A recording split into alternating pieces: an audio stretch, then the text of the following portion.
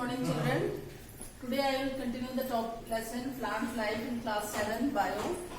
Today we will discuss about the respiration, what is respiration and how it takes place in plants. We all know that respiration takes place in plants also as well as in animals also. In plants the photosynthesis takes place in the daytime because sunlight is necessary for photosynthesis. But respiration in plants takes place at night, and the same process occurs that at night it releases carbon dioxide and water.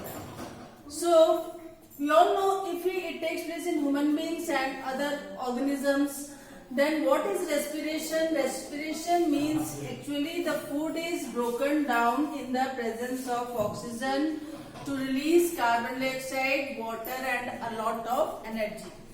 But in the plant also, when it takes place at night, it also releases carbon dioxide, water and energy. And if we take the different steps which are involved in respiration, so actually in plants the respiration takes place, the oxygen is taken by the leaves, and leaves means in the leaf the small pores are there which are called stomata.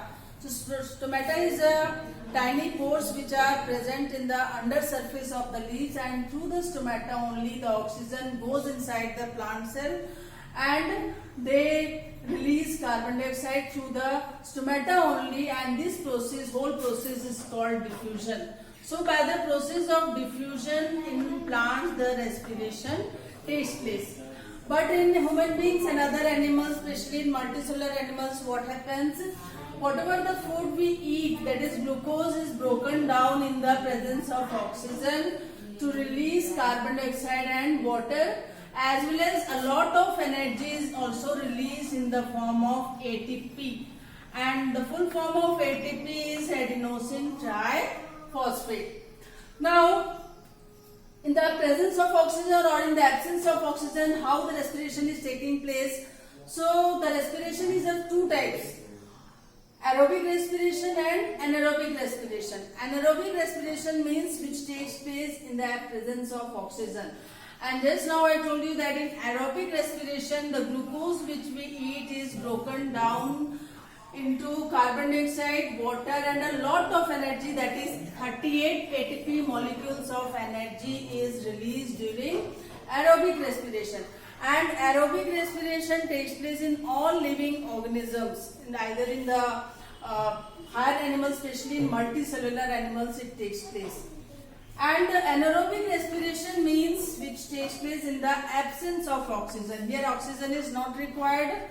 So what happened? The glucose is broken down into alcohol, carbon dioxide and little energy, that is 2 ATP energy is released during anaerobic respiration, whereas in aerobic respiration 38 ATP molecules of energy is released. So that's why, and the whole process of respiration, especially in human beings and the higher animals, it takes place in the mitochondria, and that's why mitochondria is called energy currency of the cell, because it releases a lot of energy and there only the process of respiration takes place.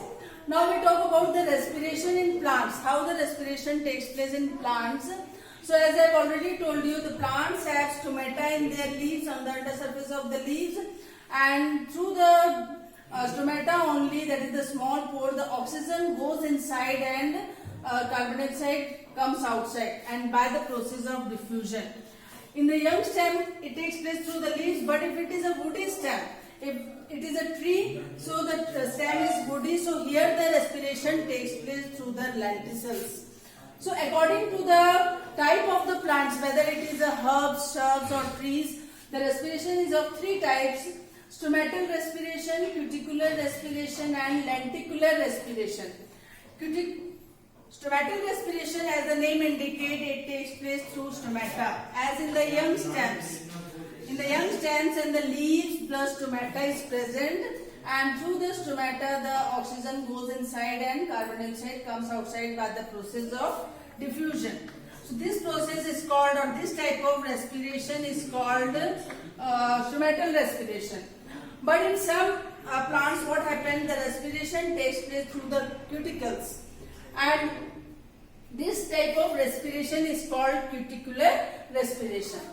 In some plants, especially in the woody plants, like in the trees, the respiration takes place in the lenticels. Lenticels is a structure present in the stem of the plant, in the woody stem, and through that the exchange of gases takes place. So that type of respiration is called lenticular respiration.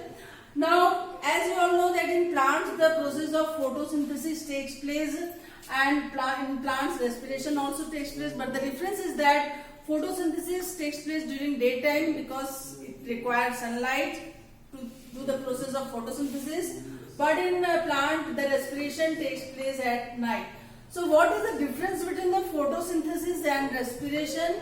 So in photosynthesis, what happens, the green plants prepare food in the presence of oxygen, sunlight, carbon dioxide and chlorophyll. Not oxygen, sorry. Carbon dioxide, water, chlorophyll and sunlight to produce food.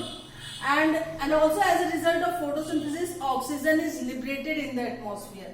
But in respiration, what happens, the food which is eaten is broken down into carbon dioxide, water and a lot of energy. That is the main difference. Second difference is that in plant, photosynthesis takes place in the presence of sunlight, but for the respiration no sunlight is required. That's why in plant the respiration takes place at night. Next difference is that in plants, what happens during photosynthesis, the solar energy, that is the energy from the sun, is converted into chemical energy to produce food. Whereas in the respiration, what happens, they take oxygen and food is broken down in the presence of oxygen to release carbon dioxide, water and energy. And these photosynthesis in plants takes place in green leaves or the young stems or through the lenticels, but in the respiration takes place in all cells of the plant, especially and in the animals. If it is in animals, unicellular animals, the only single cell they have, the single cell perform the process of respiration. Means through the single cell only the oxygen comes inside and carbon dioxide goes outside, because it is unicellular and that single cell perform all the functions. But if it is a multicellular organism, so it has specialized organelles that is called mitochondria, where the respiration takes place and it produces energy. That's why mitochondria is called powerhouse of the cell, because it produces energy during respiration, or when the food is broken down, means the food is oxidized in the presence of oxygen to release energy. So these are the topics for today. Tomorrow I will explain you the remaining topics of this lesson, and today I will also give you some exercise portion to solve in the topic. Thank you.